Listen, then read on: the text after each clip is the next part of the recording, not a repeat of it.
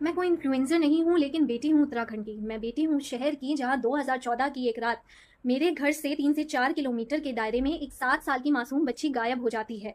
और जिस दिन मिलती है तो मिलती है उसकी लाश। बहुत छोटी थी तब मैं ये समझने के लिए कि बलात्कार क्या होता है, लेकिन स्कूल बंद पड़ जाने पर यह समझ आया था कि कुछ बहुत बुरा हुआ है। लेकिन आज खून खौलता है।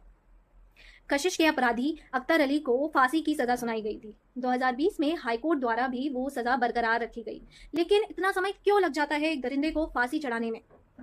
आज 11 साल बाद सबूतों की कमी बताकर सुप्रीम कोर्ट ने उस दरिंदे को आजाद कर दिया है। बहुत शर्म की बात है हमारे लिए कि एक ट्रक ड्राइवर के पास भी इतना पैसा, रुतबा और ताकत है कि इतना बड़ा अपराध करके भी वो खुला घूम सकता है। कहाँ से आते हैं इनके पास इतने पैसे? कौन करते हैं ऐसे दरिंदों के लिए फंडिंग? शर्म आनी चाहिए उन वकीलों को जो कुछ पैसों के लिए अपनी इंसानियत बेच देते हैं। बहुत ही दुर्भाग्यशाली है उनके घरों की महिलाएं और बेटियां, क्योंकि जब जब दिल उनको कोसता है तो सबसे पहला सवाल ये आता है, अगर इनके घरों की बेटी होती तो क्या ये तब भी यही करते? और इससे भी दुख की बात यह है कि इस दरिंदे को आजाद कराने वाली वकील एक महिला है। मैं समाज से पूछना चाहूंगी, क्या पहना होगा उस 7 साल की बच्ची ने? कहाँ घूम रही होगी वो रातों में अकेले? ऐसा क्या किया होगा उस नन्ही सी जान ने जिसने एक दरिंदे को आकर्षित कर लिया? मैं उस माँ बाप को पूछना चाहूंगी जो अपनी बेटियों को कैद करते हैं ये बोलकर कि समाज बहुत बुरा है।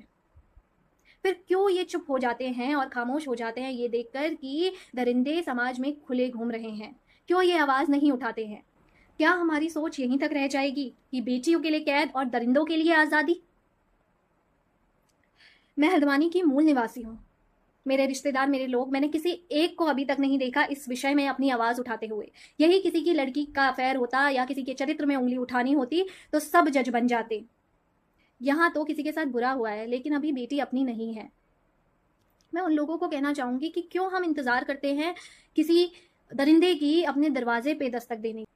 क्यों हम अन्याय के खिलाफ चुप रहते हैं? बस एक बार आंख बंद करके अपनी मुस्कुराती हुई बेटी में कशिश की झलक देखिएगा, आत्मा कांप जाएगी। हम सब देवभूमि के निवासी हैं, हम न्याय के देवता को पूछते हैं, तो आज अन्याय होने पर हम सब चुप क्यों हैं? और अगर अभी भी चुप रहना चाहते हैं तो बंद कर दीजिए उन देवियों को पूजना जिनसे अपने मंगल की कामना करते हैं। इस नवरात्रि उपवास रख के या नन्ही नन्ही कन्याओं को देवी स्वरूप पूछ के ये ढोंग मत करिएगा, क्योंकि कल भगवान ना करे उनमें से किसी कन्या के साथ कुछ बुरा हो जाए तो आप उसके लिए खड़े नहीं हो पाएंगे, ना आवाज उठा पाएंगे। कशिश और अंकिता जैसी ना जाने कितनी लड़कियां इन दरिंदों का रोज शिकार होती हैं और होती रहेंगी, और हर बार कोर्ट सबूतों की कमी बताकर इन दरिंदों को छोड़ देगा।